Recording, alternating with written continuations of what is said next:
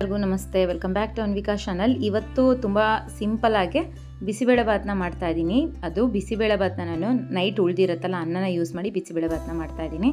ನಾರ್ಮಲಾಗಿ night rice ಏನಾರು ಉಳಿತು ಅಂದರೆ ಅದು ಚಿತ್ರಾನ್ನ, ಪುಳಿಯೋಗರೆ ಆ ಥರ ಏನಾರು ಮಾಡ್ಕೊತಾರೆ. ಇಲ್ಲ ಈ ಥರ ಬಿಸಿಬೇಳೆ ಬಾತನ್ನ ಮಾಡಿ ನೋಡಿ, ತುಂಬ ಚೆನ್ನಾಗಿರುತ್ತೆ.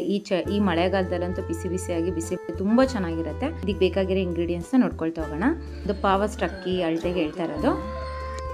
ಒಂದು 2 ಹುಳಿ ಟೊಮೊಟೊನ ಉದ್ದುದ್ದ ಕಟ್ ಮಾಡ್ಕೊಂಡಿದ್ದೀನಿ. ಮತ್ತು ಒಂದು 2 ಈರುಳ್ಳಿನ ಉದ್ದುದ್ದ ಕಟ್ ಮಾಡ್ಕೊಂಡಿದ್ದೀನಿ. ಸ್ವಲ್ಪ ಬೀನ್ಸು, ಕ್ಯಾರೆಟು, ಬಟಾಣಿನ ನೈಟು ನೆನೆಸಿ ತೆಗೆದಿಟ್ಕೊಂಡಿದ್ದೆ.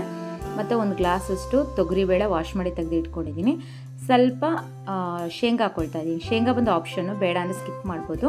ಮತ್ತು ಒಂದು 2 ಬದನೆಕಾಯಿನೂ ಅಷ್ಟೇ ಉದ್ದುದ್ದ ಕಟ್ ಮಾಡಿ ನೀರಲ್ಲಿ ಹಾಕಿಟ್ಕೊಂಡಿದ್ದೀನಿ. ನನಗೆ ಬಿಸಿಬೇಳೆ ಬಾತಲ್ಲಿ ಬದನೆಕಾಯಿ ಇದ್ರೂ ಇಷ್ಟ ಆಗುತ್ತೆ.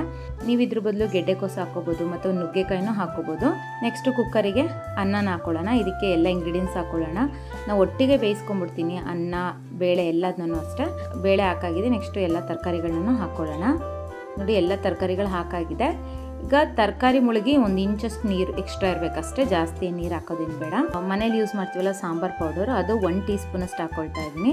ಸಾಂಬಾರ್ ಪೌಡರ್ ಇರಲಿಲ್ಲ ಅಂದರೆ 1 ಟೀ ಸ್ಪೂನಷ್ಟು ಖಾರದ ಪುಡಿನ ಹಾಕ್ಕೊಳ್ಳಿ. ನಾನು ಬಿಸಿಬೇಳೆ ಬಾತ್ ಪೌಡರು ಯೂಸ್ ಮಾಡ್ತಿದ್ದೀನಿ. ತರಕಾರಿಗಳೇ ಬೇಯಿಸ್ಕೊಂಡ್ರೆ ಸಪ್ಪೆ ಆಗತ್ತೆ ಅಂತ ಸ್ವಲ್ಪ ಸಾಂಬಾರ್ 1/4 ಟೀ ಸ್ಪೂನಷ್ಟು ಅರಿಶಿನ ಪುಡಿ, ರುಚಿಗೆ ತಕ್ಕಷ್ಟು ಉಪ್ಪು, ಕಲ್ಲುಪ್ಪು ಯೂಸ್ ಮಾಡ್ತಾ ಇದ್ದೀನಿ. ಹಾಗೆಯೇ ಒಂದು ಅರ್ಧ ಟೀ ಸ್ಪೂನಷ್ಟು ಜೀರಿಗೆ, 1/4 ಕಪ್ಪಷ್ಟು ಫ್ರೆಶ್ ತೆಂಗಿನಕಾಯಿ ತುರಿ. ತರಕಾರಿ ಮುಳುಗಿ ಎಕ್ಸ್ಟ್ರಾ ನೀರಿದ್ರೆ ಸಾಕು.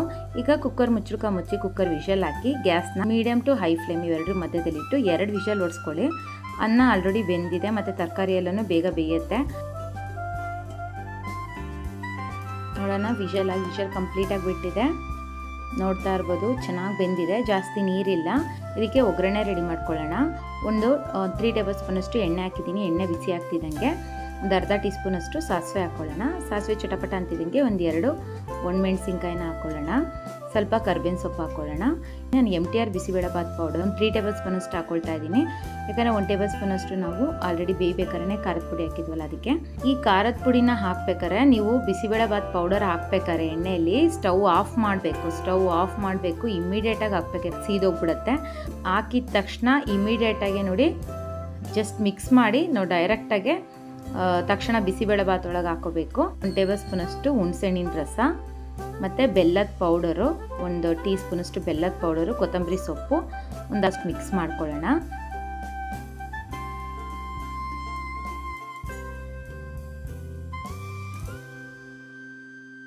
ನೋಡಿ, ಮಿಕ್ಸ್ ಮಾಡಾಗಿದೆ, ಈ ಹದದಲ್ಲಿದೆ. ಈಗ ಇನ್ನೊಂದು ಸ್ವಲ್ಪ ನಾವು ನೀರು ಹಾಕ್ಕೊಳ್ಳೋಣ. ಒಂದು 2 ನಿಮಿಷ ಕುದಿಸೋಣ ಅಷ್ಟೇ. ಎಲ್ಲ ಮಸಾಲೆ ಈ ಅನ್ನ ಜೊತೆಗೆ ಚೆನ್ನಾಗಿ ಹೊಂದ್ಕೊಳ್ಬೇಕು.